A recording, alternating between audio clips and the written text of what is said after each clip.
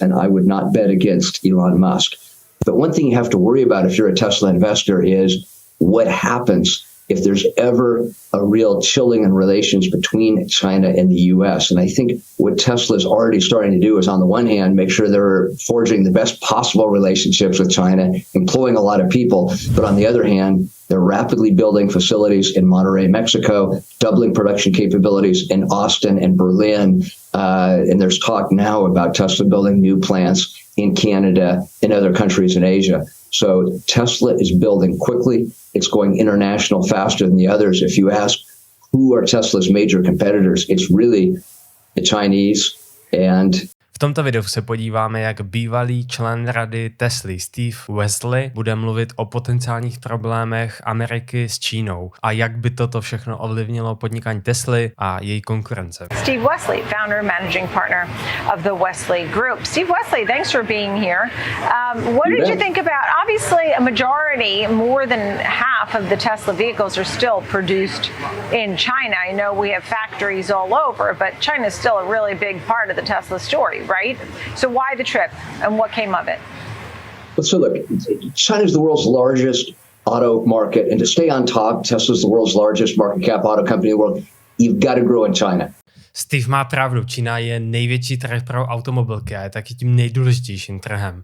Pokud neprodáváte elektrické auta v Číně, tak jste docela v hajzlu, a pokud vyrábíte auta v Číně a nic na nich nevyděláváte, tak jste taky v hajzlu, nebo když vyrábíte auta, ale jsou to jenom spalovací auta. Shanghai Gigafactory byla první továrnou Tesly mimo Ameriku. Bylo to skvělé místo, kde postavit gigatovárnu, abyste mohli prodávat na lokálním trhu, ale také nejvíce vyspělý trh s elektrickými auty. A pokud neberete v potaz malé státy s ohledem na jejich ekonomiku, tak fakt, že v této zemi je práce a materiály o dost levnější než v jiných zemích, dělá z tohoto místa skvělé místo pro exportování elektrických vozidel do ostatních koutů světa, kde nedává smysl postavit lokální továrnu, jako je například Austrálie. There's three pieces of big news. First, Tesla is on track to sell more cars in China than they've sold in the US in 2023. So the market's exploding there. Tesla's front and center. Second piece of good news is Tesla can manufacture cars in China more cheaply because of lower battery costs. And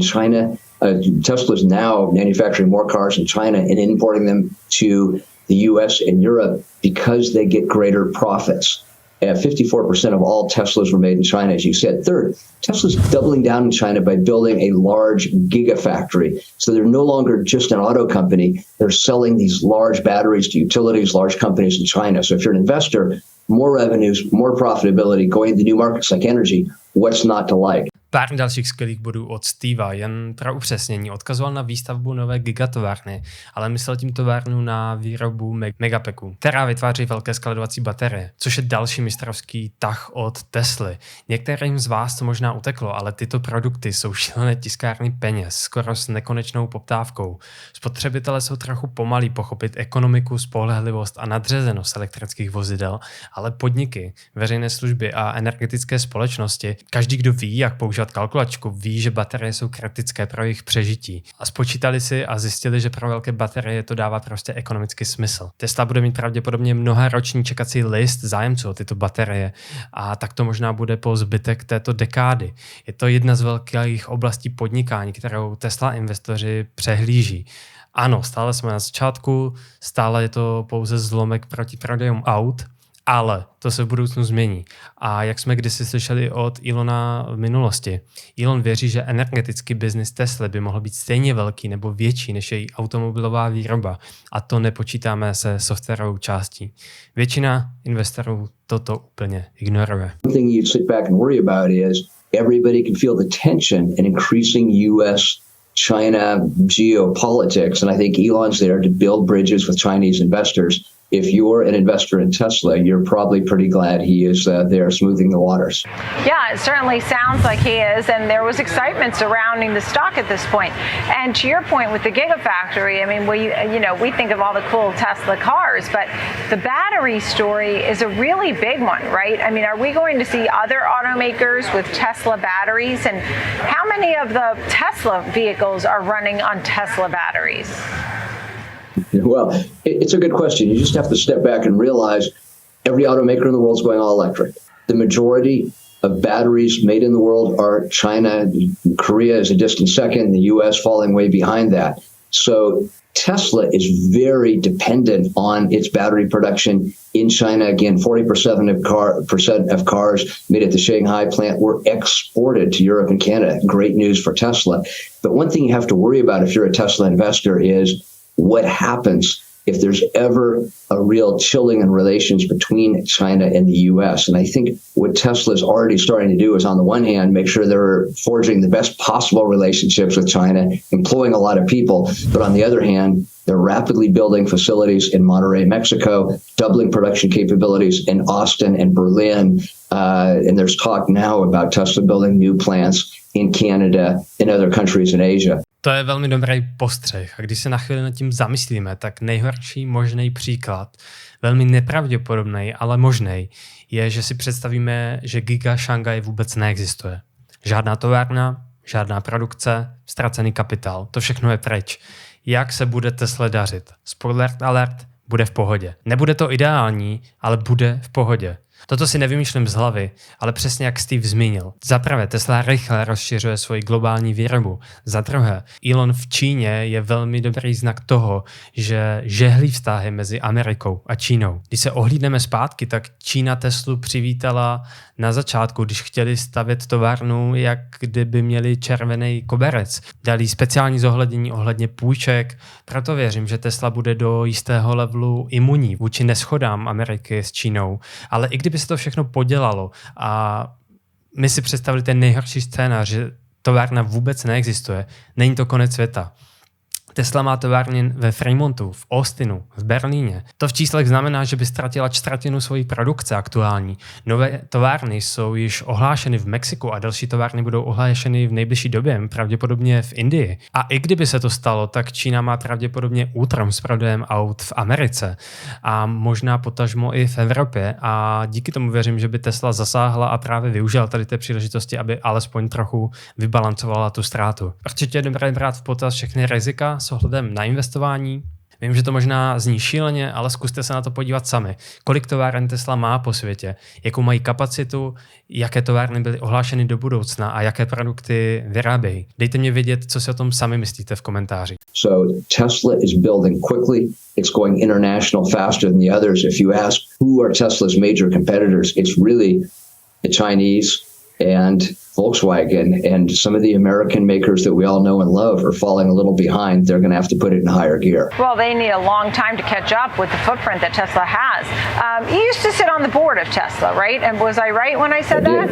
What was your? That is correct. So at this point now, when we think of Tesla, I mean, you know, I see the cool cars on the road, but you got a Cybertruck coming.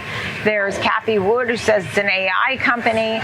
I have guests who come on who play the bear role and say it's not making its own batteries. You know, don't believe that. Is Tesla a battery company, an AI company, an auto company? What is it? So I think it's all of the above. And I think if you're an investor, the three things you should be looking at are these.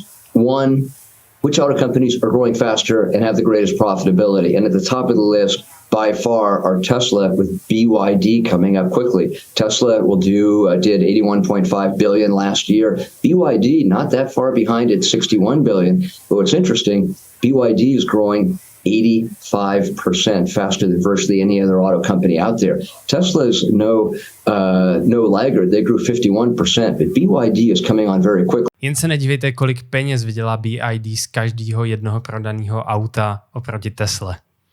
No, každopádně respekt za to, že produkují tak velké množství aut a prodávají je s maličkatou marží skoro pouze v Číně. You look at the global EV market, 7 of the top 10 largest automakers are Chinese.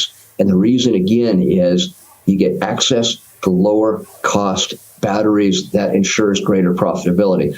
What Tesla's done smartly is they've created competition between Chinese battery makers like CATL and also the Koreans and the Japanese, and they're bringing battery production increasingly in-house.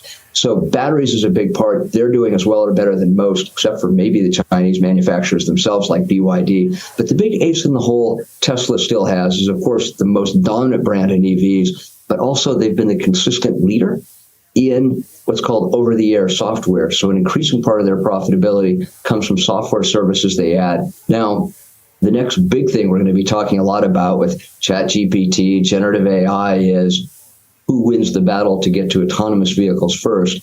Elon will tell you it's clearly Tesla. That's going to be the next big smackdown. We'll see. To teda uvidíme. Osobně věřím, že Tesla bude první, která přijde s autonomním řešením. Alespoň co se týče Spojených států a Ameriky. Nevím, jak je to v Číně, jelikož nemám dostatek informací. Nejbližší takzvaná konkurence Tesly operuje v malých geografických ohraničených oblastech, které vyžadují HD mapování, než jsou vozidla vůbec schopná fungovat. Potřebují pokryt vozidlo řadou drahých senzorů, včetně lidaru pro odrážení signálu od objektu, aby zjistili, zda se něco nepohnulo od momentu, kdy to tam mapovali. Vtipně, když sledujete, co se stane, když vozidlo Waymo nebo Cruise narazí na scénář, který není v jeho předchozím HD mapování v oblasti, v které zrovna jede. Doslova přestane fungovat a pláče v rohu. Je jako úsměvné. Na druhé straně vozidlo Tesly interpretuje svět tak, jak ho vidí. Nepotřebuje žádné HD mapy nebo lidar, které nedávno odstranili. Elon i v posledních intervích o tom tak mluví a odkazuje na samořízení Tesly jako na umělou inteligenci, která je schopná vidět, vnímat, plánovat a jednat. Tesla se svými kamerami a neuronovými sítěmi si uvědomuje to, jak vypadá křižovatka. Ví, že tam jsou pruhy, auta, semafory, značky, možná nějací chodci nebo cyklisti. Oproti tomu jiné systémy, jako je Waymo nebo Cruise, jsou podle mýho chápání slepí. Sám osobně jsem v FSD betě nikdy neseděl, každopádně poslední rok sleduji posun, co se děje na YouTube, díky tomu, že ostatní řidiči ho natáčí a sdílí. A ten posun je šílený. A samozřejmě nevím, jestli se to podaří vyřešit letos, za 3 roky nebo za 5 let, ale myslím si, že s umělou inteligencí a jejím posunem vpřed je to nevyhnutelný. A osobně nevidím žádnou jinou konkurenci, kterou by Tesla aktuálně měla. Well, he said that. He said that in a recent interview. He said that, while they sort of questioned him and said, what did he say? He was a certain optimist, a pathological optimist was his response. Because he keeps saying it's coming, and he said, I've seen it myself. I've seen the car drive around in San Francisco for days without needing human intervention. So things, and I think Austin, he said, so things seem to be going well. What did you think of Elon's recent big show interview? What was your takeaway? I mean, now, look, also, Twitter has a CEO now. Is he going to be more focused on Tesla, like what shareholders want? I mean, are we going to see Tesla 300 again?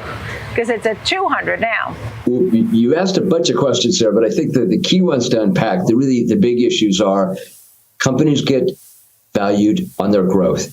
Very few companies, except for BYD, are growing anywhere near as fast as Tesla, but you also get valued on your profitability. Tesla has been the most profitable auto company in the world for the last 3 or 4 years. Again, twice the profit margin that Toyota makes on every vehicle, 3 times the profit margin Volkswagen makes, 5 times the gross margins that Ford makes. So they're basically triggering a global price war, and they've already taken down prices 6 times this year already. Why? Because they can afford to, they want to take market share, and they're the only electric vehicle company in the world with production to meet demand. So in terms of growth, profitability, they're hitting on all cylinders. The big questions for the future are, how far can they go? And the 2 next frontiers are that once you believe that every auto company in the world is going all electric, batteries are the name of the game. Tesla is already becoming one of the major battery providers to utilities and directly to industrial customers. So Tesla's energy division is growing like a weed. That's good news for investors to keep an eye on. No one else is doing that. Secondly, it's who's going to win the race. And this is more 3 to 5 years out before autonomous vehicles. And there too, Tesla appears to be way ahead, along with perhaps Waymo. But investors are going to be hearing a lot in the next 24 months as we move closer toward this new world of autonomous vehicles, and I would not bet against Elon Musk. To jsme dva, Steve. A možná nás je mnohem víc, co byli tak hloupí, že vsadili na Elona Muska a Teslu. Dejte mi vědět v komentářích, jestli někdo z vás zainvestoval do Tesly. Toto byly ty nejvíc zajímavé momenty z krátkého intervia se Stevem. A pokud jste si nepůjčili ještě Teslu přes aplikaci Beast, tak doporučuji, protože to byl skvělý zážitek. To je z dnešního videa všechno, já se na vás budu těšit příště.